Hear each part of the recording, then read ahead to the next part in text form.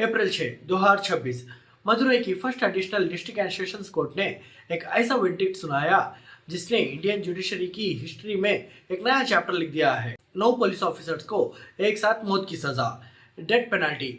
जब आम नागरिक क्राइम करते हैं तो वो क्रिमिनल कहलाते हैं, लेकिन जब वो लोग क्राइम करें जिन्हें कानून ने हमें प्रोटेक्ट करने की पावर दी है तो वो सिर्फ क्राइम नहीं होता, वो सिस्टम का मर्डर होता है। और जज ने ठीक यही बात कही कि ये रेयरेस्ट ऑफ रेयर केस है। दोस्तों, न्यूज़ चैनल्स पर, ट्विटर पर, सब जगह बात हो रही है कि आखिर जयराज और बेनिक्स को 6 साल बाद इंसाफ मिल गया। लेकिन आज की वीडियो में मैं आपको एक ऐसी रियलिटी बताने वाला हूँ जो न्यूज़ हेडलाइंस आपको नहीं बताती। वर्डिक्ट सुनाना एक बात है, लेकिन फांसी का फंडे तक पहुँचना बिल्कुल अलग बात। आज हम उस रात की कहानी तो समझेंगे ही, लेकिन उससे ज़्यादा ज़रूरी बात करेंगे। अब आगे क्या होगा? क्या इन 9 लोगों को वाकई फांसी होगी? हाईकोर्ट और सुप्रीम कोर्ट का रास्ता कितना लंबा है? और सबसे बड़ा सवाल, निर्भया केस में सजा सुनाने के बाद भी एग्जीक्यूशन में 7 साल लग गए थे, तो क्या यहाँ भी वही स्टोरी रिपीट होगी? आज हम इस पूरे जुडिशियल प्रोसेस को आसान भाषा में डिकोड करेंगे। वीडियो को एंड तक जरूर देखना, क्योंकि आखिर में मेरा आपसे एक बहुत इंपॉर्टेंट सवाल है। दोस्तों, हम सबसे पहला क्रोनोलॉजी को समझते हैं। बैकग्राउंड क्या था इस केस का? डेट थी जून 19, 2020 में। इंडिया कोविड-19 के स्ट्रिक्ट लॉकडाउन के अंडर था। डर का माहौल था। तमिलनाडु के सतनकुलम टाउन में 58 साल का जयराज की एक मोबाइल एक्सेसरीज की दुकान थी। इल्जाम सिर्फ इतना था कि लॉकडाउन के टाइम रिस्ट्रिक्शंस के बावजूद उनकी दुकान अलॉट टाइम से थोड़ी देर ज्यादा खुली रह गई थी। पुलिस उन्हें स्टेशन उठाकर ले गए।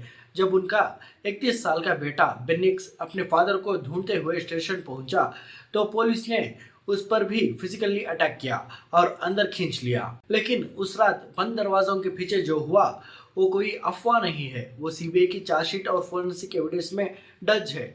लगभग 7 घंटे तक दोनों बाप बेटे को ब्रूटली टॉर्चर किया गया। मेडिकल रिपोर्ट्स कंफर्म करती है कि उनके शरीर पर massive internal and external injuries थी। सीबीआई इन्वेस्टिगेशन के हिसाब से टॉर्चर इतना एक्सट्रीम था कि दोनों को अपने खून से भरे कपड़े 6 बार बदलने पड़े थे। स्टेशन के दीवारों पर, डेस्क पर, लाठियों पर दोनों का डीएनए मैच हुआ था और अगली सुबह उन्हें कोविलपट्टी गवर्नमेंट हॉस्पिटल ले जाया गया। और दोस्तों, यहाँ आता है सबसे बड़ा झटका। एक डॉक्टर का काम है पेशेंट को ट्रीट करना, लेकिन उस ड्यूटी डॉक्टर ने उनकी क्रिटिकली इंजर्ड हालत देखने के बावजूद फिटनेस फॉर रिमांड का सर्टिफिकेट इश्यू कर दिया। मजिस्ट्रेट ने कोविड के रिस्ट्रिक्शंस के कारण उनको बिना फिजिकली एग्जामिन किए रिमांड ऑर्डर पास कर दिए और इसका रिजल्ट जून 22 को बेटे बेनिक्स की इंटरनल ब्लीडिंग से जेल में मौत हो गई। अगली सुबह जून 23 को फादर जयराज ने भी दम तोड़ दिया। सीबीआई की इंक्वायरी हुई थी। 10 पुलिस वाले चार्जशीट हुए। एक की ट्रायल के दौरान डेथ हो गई और अब बाकी 9 को मौत की सजा मिली है। और दोस्तों, अब आते हैं आज के सबसे बड़ा सवाल पर।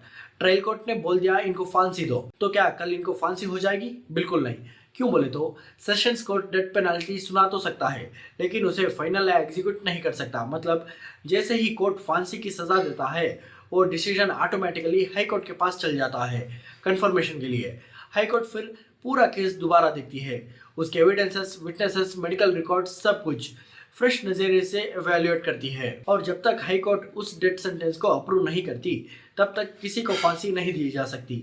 सिंपल वर्ड्स में सेशंस कोर्ट डिसीजन देती है, लेकिन फाइनल अप्रूवल हाई कोर्ट देती है। दोस्तों, अब आगे क्या होगा? दोस्तों, हमारे कॉन्स्टिट्यूशन में हर कॉन्विक्ट को अपना आखिरी दम तक लीगल राइट्स एग्जॉस्ट करने का हक दिया गया है। आमतौर पर प्रोसीजर कैसा होता है? पहले हाई कोर्ट में अपील होती है। अगर वहां सजा बरकरार रहे तो सुप्रीम कोर्ट जाने का ऑप्शन होता है। लेकिन मान लीजिए सुप्रीम कोर्ट ने भी डेथ पेनल्टी कंफर्म कर दी, क्या तब फांसी हो जाएगी? नहीं, क्योंकि इंडियन लॉ में उसके बाद भी 3 सेफ्टी वॉल्व्स होते हैं। पहला, review petition, convict supreme court को ऑर्डर रिव्यू करने बोल सकते हैं। और दूसरा, क्यूरेटिव पिटीशन, रिव्यू रिजेक्ट होने के बाद यह आखिरी अदालती रास्ता होता है। और तीसरा, मर्सी पिटीशन, दया याचिका। आखिर में कॉन्स्टिट्यूशन उन्हें प्रेसिडेंट ऑफ इंडिया से रहम मांगने का राइट देता है। और दोस्तों, अगर आप निर्भया केस को देखें तो ट्रायल कोर्ट ने 2013 में मौत की सजा सुनाई थी, लेकिन एक्चुअल में फांसी पर लटकाने में मार्च 2020 आ गया था, पूरे 7 साल बाद। ऐसा क्यों हुआ था? क्या कोर्ट डिलिबरेटली स्लो था? नहीं। इंडियन लॉ एक बेसिक रूल है, जब तक उस केस के हर एक कन्विक्ट की सारी लीगल रेमेडीज 100% एग्जॉस्ट नहीं हो जाती तब तक एग्जीक्यूशन रुका रहता है। निर्भया केस में 4 कन्विक्ट्स थे, उन्होंने अपनी मर्सी पिटीशंस एक साथ नहीं डाली थी, पहले एक ने डाली, जब वो रिजेक्ट हुए तो दूसरे ने डाली, फिर तीसरे ने। अगर एक भी कन्विक्ट की पिटीशन पेंडिंग होती है तो बाकी सबका एग्जीक्यूशन लीगली रुका रहता है। इस प्रोसीजर के अक्सर इस्तेमाल डिले टैक्टिक्स के रूप में किया जाता है, जो उनका कानूनी अधिकार भी है। अब आप आज के सतनकुलम केस को, इस प्रोसीजर को लेंस से देखिए। वहाँ 4 लोग थे, यहाँ 9 पुलिस ऑफिसर्स है।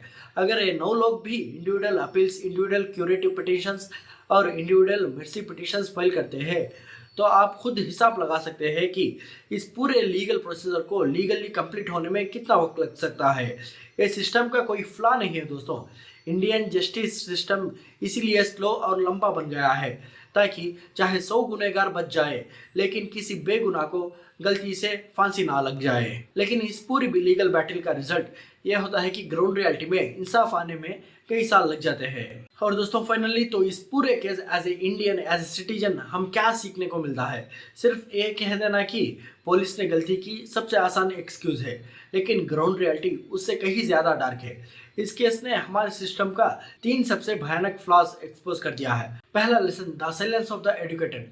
जयराज और बेनिक्स को सिर्फ उन 9 लाठियों ने नहीं मारा, उन्हें उस ड्यूटी डॉक्टर ने मारा जिसने उनके खून से भरे कपड़ों देखकर भी फिट फॉर रिमांड का सर्टिफिकेट साइन कर दिया, और जो मजिस्ट्रेट बिना उनकी फिजिकल कंडीशन देखे हुए उनको रिमांड कर दिया। दोस्तों जब सोसाइटी के एजुकेटेड, पावरफुल और इंडिपेंडेंट लोग गलत देखकर भी अपनी आंखें बंद कर लेते हैं तो आम आदमी सिर्फ मरता नहीं है, उसे पूरा सिस्टम मिलकर कुचलता है। और दूसरा lesson, the illusion of accountability. अगर आप NCRB, national crime records bureau का ऑफिशियल डेटा उठाकर देखें तो सच्चाई डराने वाली है। इंडिया में हर साल पुलिस कस्टडी में लोगों की मौत होती है, लेकिन कन्विक्शन रेट हिस्टोरिकली 0 के आसपास रहता है। पुलिस वालों को उनके ही क्राइम्स के लिए सजा दिलवाना इंडिया में ऑलमोस्ट इम्पॉसिबल माना जाता था। सतनकुलम का ये एक वर्डिक्ट एक आशा की किरण है। ये सबूत है कि जब आम जनता सड़क पर उतरती है और जुडिशरी अपने सही काम करती है तो चाहे वर्दी कितनी भी ताकतवर क्यों ना हो, उसको कानून के आगे झुकना ही पड़ता है। और तीसरा लेसन, ये law that does not exist. India ने साल 1997 में United Nations convention against torture पर साइन किया था। 1997, आज 2026 आ गया है, लेकिन हमने आज तक इसे रेटिफाई करके देश में strict standalone anti torture law नहीं बनाया। सिस्टम अभी भी पुराने रूल्स पर चल रहा है और सबसे बड़ा सवाल यही है, कब तक?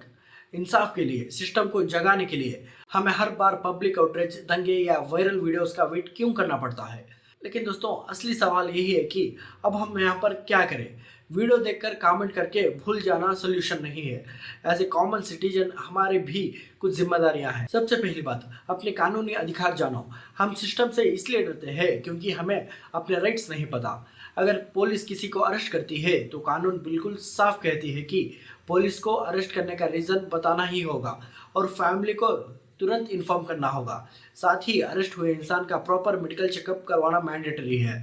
जब आपको अपने बेसिक राइट्स पता होंगे तभी आप सिस्टम की अनदेखी को पकड़ पाओगे। दूसरी सबसे बड़ी चीज, खामोश तमशबीन मत बनो। जब पुलिस स्टेशन में उन्हें मारा जा रहा था या हॉस्पिटल में चेकअप हो रहा था, वहां और भी आम लोग थे। सबने सोचा मेरा क्या जा रहा है। इसे खामोशी ने 2 जिंदगियां ले ली। अगर आपके आसपास पावर का मिसयूज हो रहा है तो आवाज उठाओ, सेफली रिकॉर्ड करो। सोशल मीडिया सिर्फ मीम्स के लिए नहीं है, सोसाइटी का आईना बनने के लिए भी है। जयराज और बेनिक्स अब वापस नहीं आएंगे, लेकिन इस कोर्ट वर्डिक्ट ने कानून की ताकत जरूर दिखाई है। अब दोस्तों यहाँ कहानी खत्म नहीं होती। मैं आपको जुडिशरी का पूरा प्रोसेस समझाया और दिखाया कि डेथ पेनल्टी आने के बाद भी अपील्स और पिटीशंस में कितने सालों का वक्त लग जाता है। इस लंबे लीगल प्रोसेस और इस पूरे केस के बारे में आपका क्या सोचना है? आप लोग अपने ओपिनियंस कमेंट में जरूर लिखना और हर एक कमेंट पर्सनली पढ़ूंगा। अगर इस वीडियो ने आपको एक नया पर्सपेक्टिव दिया है तो इस वीडियो को एक लाइक ज़रूर कर देना और अपनी फैमिली के व्हाट्सएप ग्रुप्स में शेयर करना ताकि सबको इंडियन लॉज के बारे में प्रॉपर इन्फॉर्मेशन मिले। चैनल को सब्सक्राइब करें ताकि ऐसी ही इंफॉर्मेटिव वीडियोस आप तक मैं लाता रहूं। तो चलो दोस्तों, इस वीडियो में बस इतना ही। चलते हैं, मिलते हैं अगली वीडियो में।